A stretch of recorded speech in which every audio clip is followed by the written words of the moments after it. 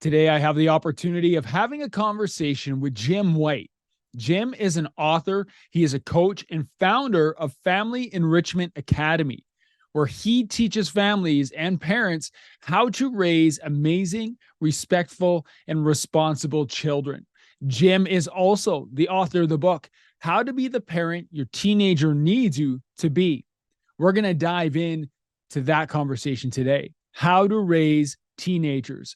Jim is going to provide you with a depth of experience and knowledge with how you can approach your teenager and have meaningful, purposeful conversations. He's going to tell you what to ask, what not to ask, and give you 3 keys you can take right now as a parent to build a healthy, strong, impactful relationship with your teen. This conversation on the Dad's Making a Difference podcast starts right now.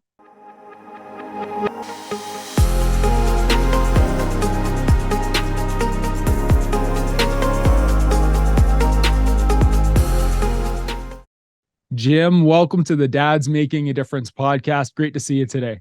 Yep, excited to be here. Looking forward to it.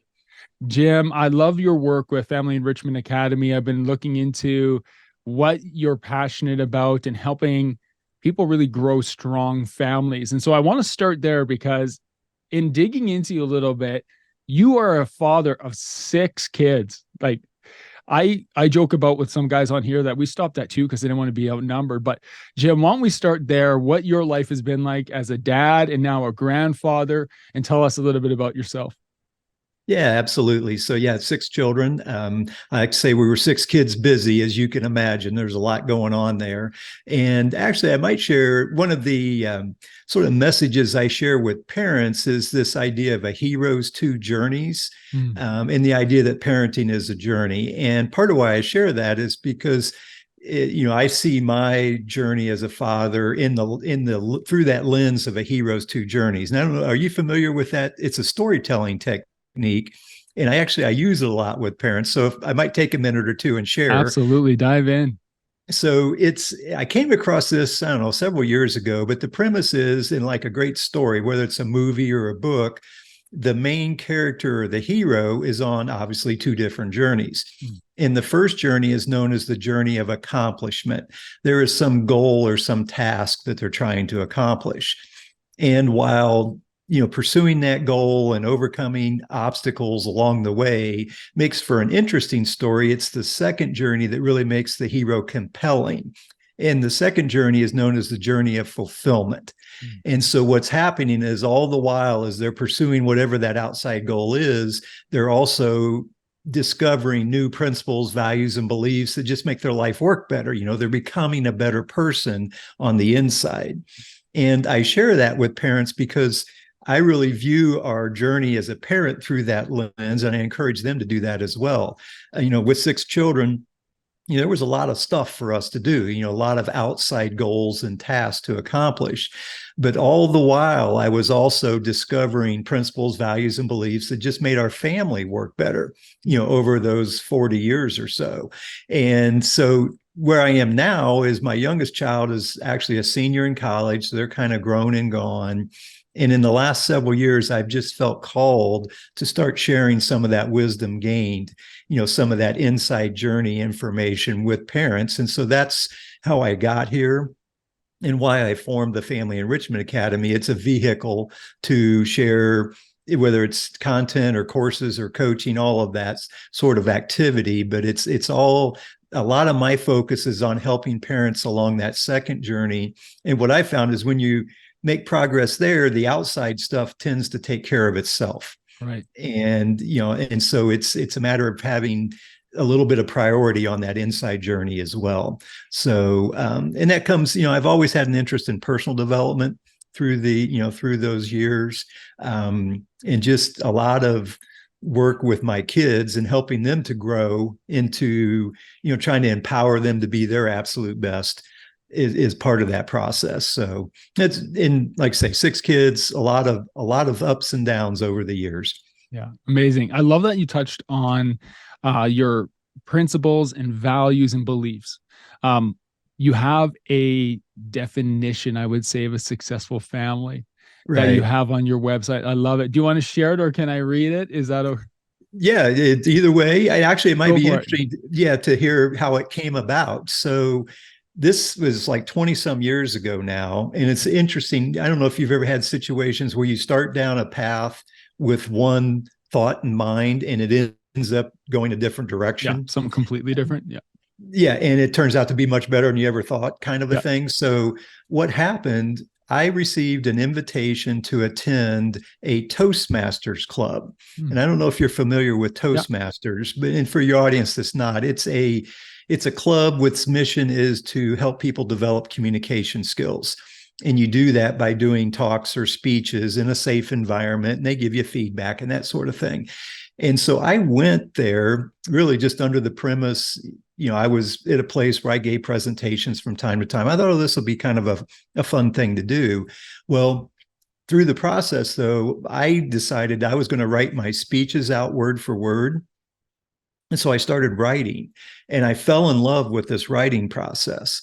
And after 2 or 3 years in Toastmasters, I said, I've got enough stuff here for a book, and all of these Yeah. talks that I had done. Yeah. But I needed to connect the dots, connect all the different stories.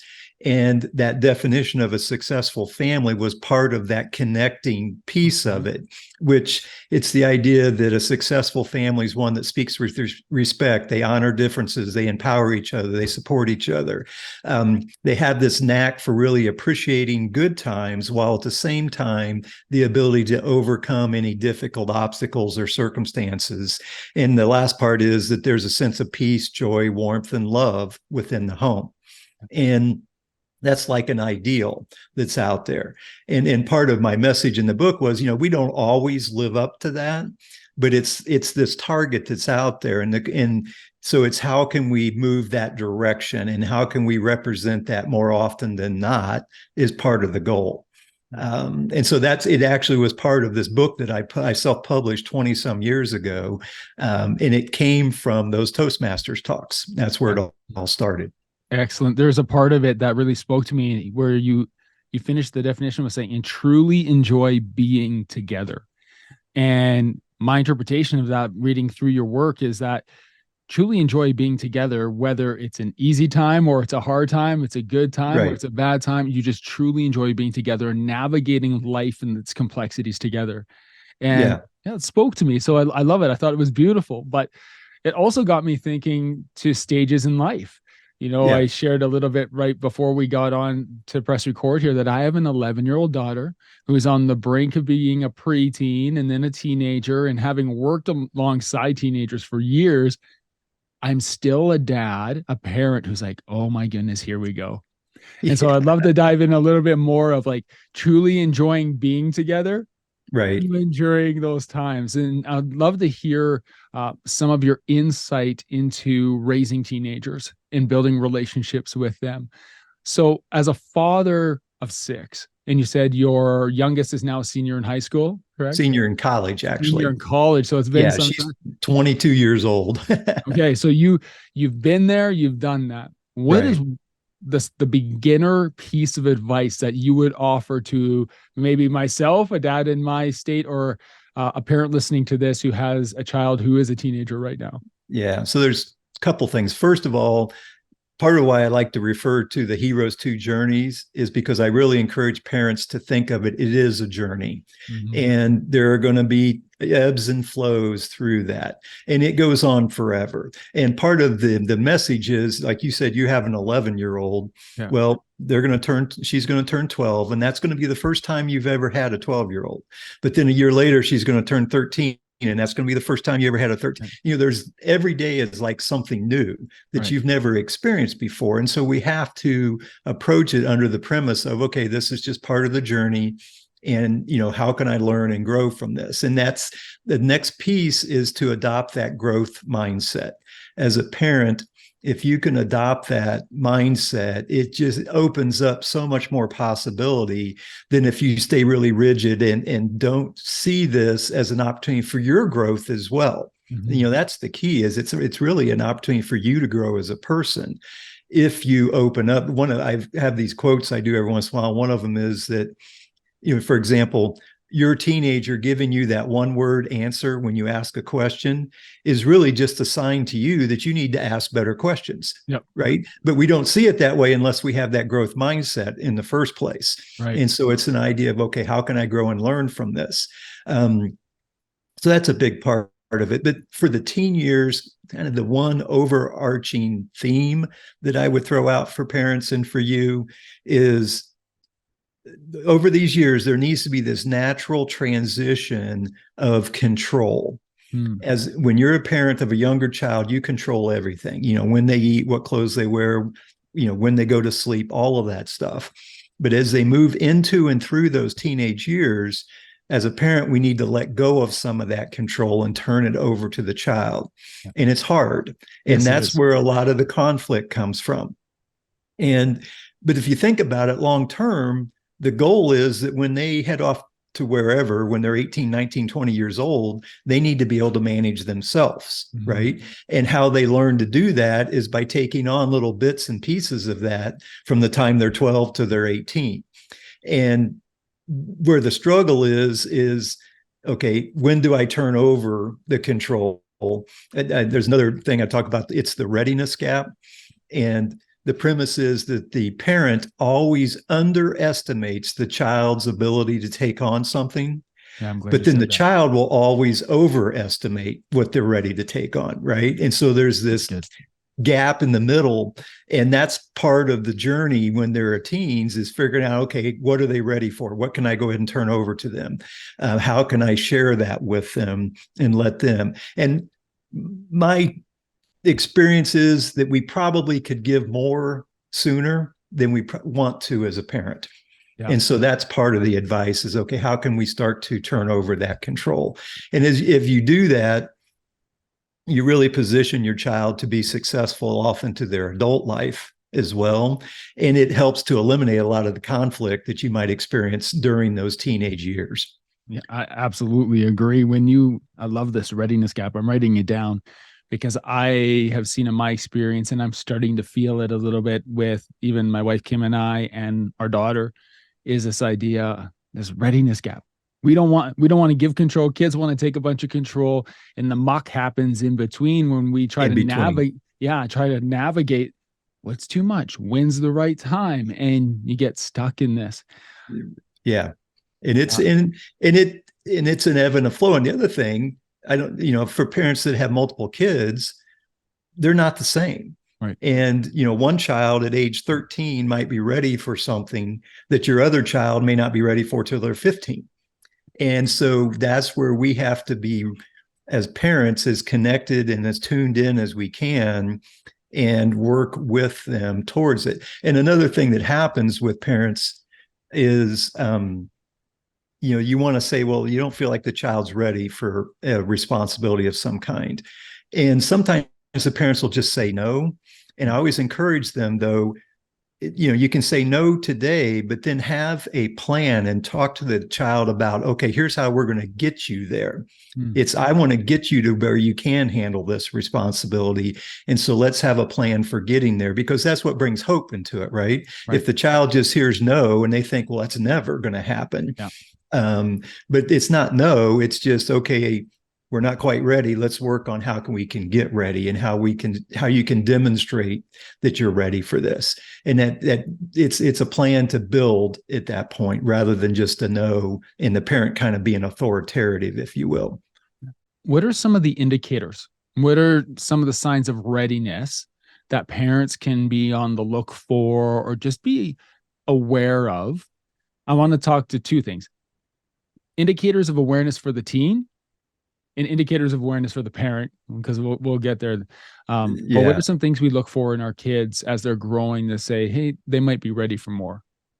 I think when they start to push back, that's a sign that they're feeling like they're ready. So let's take schoolwork, for example. And if the parent is, kind of micromanaging that, tell them, okay, it's time to do homework, and, you need to do this, it's time to study, and that's what you're saying, and the child starts to push back a little bit, that's a sign that they feel like they're ready. right? Yeah. I can handle this. You don't need to worry about it anymore. You become almost like a pest to them at that point. Yeah. And when they start to say that, then that's your signal. Okay, maybe they are ready for it. And then it's a matter of, okay, how do we hand over some of that responsibility to them? And I'll be honest, one of the hard parts then is you have to be willing to let them fail a little bit, because that's how they learn, right? Mm. And if they have a little bit of a struggle, that's not necessarily a bad thing. I always like to talk to parents, learning to be resourceful and resilient Yeah. will serve your child forever. Whereas getting an A on a particular test in algebra, it serves them for the moment. But if, that little bit of struggle that they go through and learning, those skills is something they'll stay with them forever. So one sign for the child is when they start to push and they start to ask. They ask by saying, back off a little bit. That's what they say to the parent is, and again, they're going to do that before the parent's ready a lot of times. Yep. As a parent now, I'm keenly aware of when there's pushback. Yeah.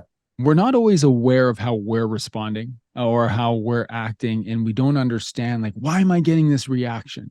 So Right. in this readiness gap, now I'm looking for the indicators from my teen, but what indicators in my own practice do I need to be aware of to say, hey, you need to let go a little bit? Yeah, and actually, I'll throw out something we haven't talked about yet. One of my primary fundamentals that I work with parents is around the parent's mindset. Mm. And I encourage them to think of it as there's two competing mindsets within all of us. And one of them is fear-based and one of them is love-based. And what you're talking about is when you're viewing it typically from a fearful mindset. Right. As the parent, you're afraid they're not ready. You're afraid they're going to fall and fail. You're afraid they're going to make a mistake. And that's what's having you hold back and want to hold on to that control a little bit.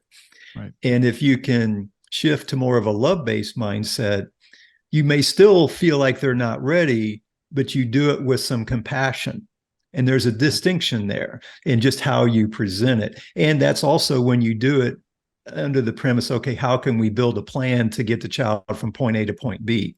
Because then you see your role more as one of empowerment and helping them to grow, as opposed to trying to control what the child's doing. Hey guys, I wanted to take a moment and talk about our community of DMD brothers in the DMD Mastermind. We are men who help each other to stay focused and intentional in our pursuits of personal, professional, physical, financial, emotional, and spiritual growth. We are a community of men who bring courage, wisdom, and transparency to unfiltered conversations that challenge us to be more impactful men, to be dads making a difference. We do this through our online and in-person events where men come together to speak into each other's lives and then turn around and do the deep work to create change in their families, in their businesses, and in the community around them. If you are wondering if this community might be right for you, you can find more information on the DMD Mastermind, and you can also book a call directly with me at dmdmastermind.com. Now, let's get back to our show. And so that fearful mindset, and typically I encourage parents to think about what they're experiencing. If they're experiencing frustration or disappointment or anger, those are all signs that you're viewing the situation from a fearful mindset. Mm-hmm. But it could just be, like an anxiety, almost like, I just don't know if they're ready. And you have that, you worry. Worry is another one of those signs that you're viewing that from a fearful mindset. And the issue is, when you do that, it's hard to move the child forward when you're fearful. Mm-hmm. Because two things. One is connection gets damaged a little bit. That child feels a little disconnected from you when you're fearful, because they feel like, there's just that, there's an angst there, and they feel like you're not on their side, if you will. And a lot of times parents will say to me, how do I can't get my child to listen to me, or I can't influence them. Well, there's a prerequisite to influence, and that is connection. The stronger your connection with the child, the more likely it is that you're going to be able to influence them or to empower them. And So that's why that, letting go of the fear and being more love-based helps to build that connection, which then puts you in a position to empower and influence them later on. Yeah. So it's a building process there. I love it. The connection before influence. And it's hard work, but it's meaningful work for parents. You give an example in one of your blog posts, you were addressing, I have a 9-year-old son as well. And I just read it and I was like, this is my son, Braylon. A young man who's, probably a little bit disappointed that he's going into church on a beautiful day and he doesn't want to get in. And how you respond to that without coming from a fear base, but responding to it in a love based way, I thought was brilliant. And so I can see that happening in my young son. I can also see that when I have opportunities to interact with 15, 16, 17-year-olds who have made different decisions in their life. Right. Yeah. I love that. Yeah, it's there. And then it's interesting because sometimes parents will hear being love-based and they'll think, well, that means I give in to everything. And that's not necessarily the case. You still, in that example, the blog post you're talking about, the child still had to go to church, but you can at least acknowledge and validate what they're experiencing and do it from a compassionate place. But yet they still have to. Or if there's some, chores they have to do or whatever, they have to go to the little brother or sister's school program. They don't want to. And so it's just a matter of saying, I know it's kind of hard to go do something when you don't want to, but it doesn't mean they don't have to go, but you can do it from a compassionate place as opposed to that fearful control place where it is you get angry at them or frustrated. And that creates the disconnect, interestingly. And if you approach it more compassionately, not only does it help them get through it and then they resist less, it also builds connection in that moment, even though it's a difficult moment. It creates connection for the next time. I love. Okay, I write as you speak because you just bringing ideas into my head. I love this. This is what I love about conversations like this. Fear, love, connection, influence, compassion. These things that really build that family mission of truly enjoying being around each other. But you also said a word just a moment ago that I think gets overlooked, and it's acknowledgement. Acknowledgement meaning taking a moment in maybe having some empathy and trying to understand where your child or your teenager is in that moment and acknowledging it as part of that love-based response. Sometimes we don't, it's very easy not to acknowledge and just be in our cylinder and say, this is right, this is wrong. Man, that's hard work. That's hard work. And then one of the, I put together a book on parenting teenagers, and one of the fundamentals is building connection. And I have like 9 different, I'll call them strategies. And one of those is being curious.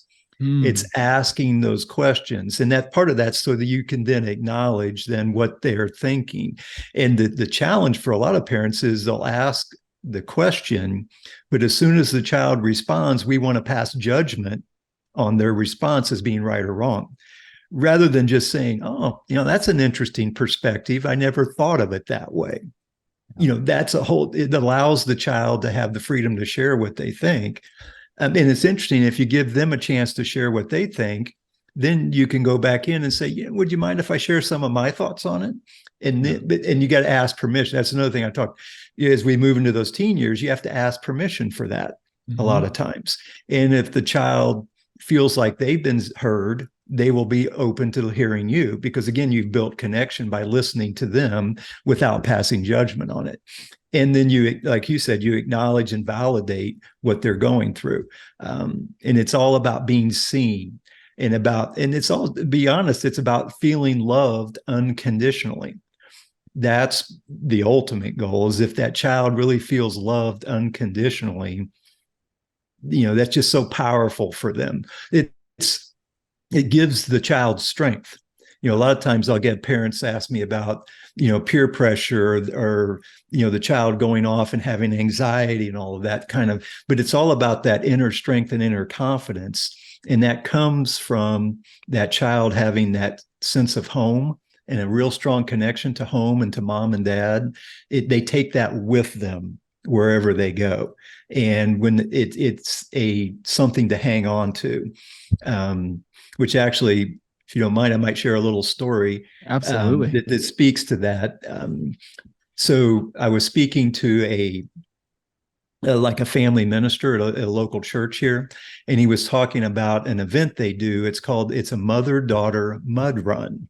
Hmm. And what they do, it's obviously moms and daughters come and they build like an obstacle course. It's like, a mile long, all kinds of obstacles, but it's full of mud. And so they go through this course. Well, what the daughter doesn't know is that mom has been prompted to write a letter to her daughter beforehand. Okay. In the letter, the prompt for the letter is, right now, in terms of the world, you are not beautiful. You're covered in mud. Your hair is a mess. You smell, blah, blah, blah. But here are all the reasons why I love you. And mom writes this out ahead of time. So then they complete the mud run. They go sit for, they have these areas set up so they can go sit for a minute. And mom presents this letter to her daughter. And as he described it, he said those letters become like a handle that those girls hold on to. They take it with them. And they've done it enough years that some of those girls have gone off to college, and they come back and they say, I took that letter with me and I read it 100 times freshman year. Mm-hmm. And it, every time I started to feel bad at night, I'd pull that out, and it helped me regain my sense of self, if you will. So that's what I mean. That's a physical example, but it's about building connection and having that there so your child can hang on to it. Wow, there's so much to unpack, but I think already you've given a ton, not intentionally, but maybe intentionally, given a ton of advice about just thinking about all these things: love, compassion, connection, influence. If there was one piece, there's not one piece, but if there was one piece of advice that you could give right now to a parent who's in the muck, in that gap, what would you give them right now to say, hey, here's one thing to try. Here's one step that you might be able to take to help move this forward. So it depends, I guess, when you say the gap. If I always start, the first core is the parent's mindset. Mm-hmm. And so I would point them there. And it is, how can they start to develop a more love-based mindset? And as they do that, things will start to open up for them. But that can be a challenge, because if it becomes a habit, and we start to respond, a circumstance happens and we respond out of that fearful mindset. We get angry, we get frustrated, we get disappointed. And it becomes a habit. And so it's just like I like to draw the analogy a lot of times to fitness, health, and wellness. Mm-hmm. I mean, if eating habits are hard to change.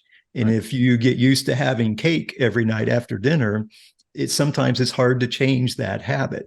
And it's the same thing with being love-based, responding with compassion as opposed to trying to control. You have to be very intentional about it, and you have to practice. And actually, I also, will share sometimes some strategies for that. One is, be very intentional about the people you surround yourself with.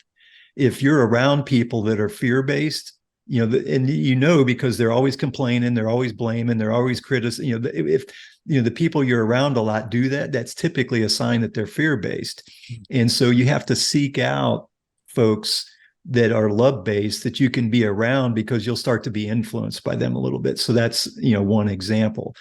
But the other, things that you can do is just be intentional about your mindset and be aware of when you start to drift into that fearful mindset, and see if you can start to shift it some. Mm-hmm. Which I'll give. This is a simple thing that I'll share with parents. Is 3 questions. So an example, let's say you go to the coffee shop, and for whatever reason, they get your order wrong. Right. And so sometimes when we're fearful, we start to get frustrated, right? Or we get angry about that.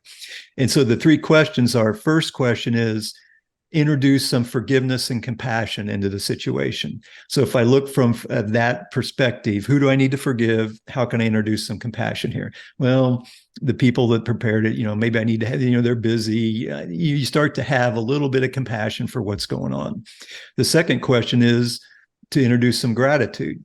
how can I introduce some gratitude? Well, it's not the end of the world. It's a cup of coffee, right? And I have my kids are healthy. You can start looking from a more of a place of gratitude. And then the third question is, okay, how can I make a difference here?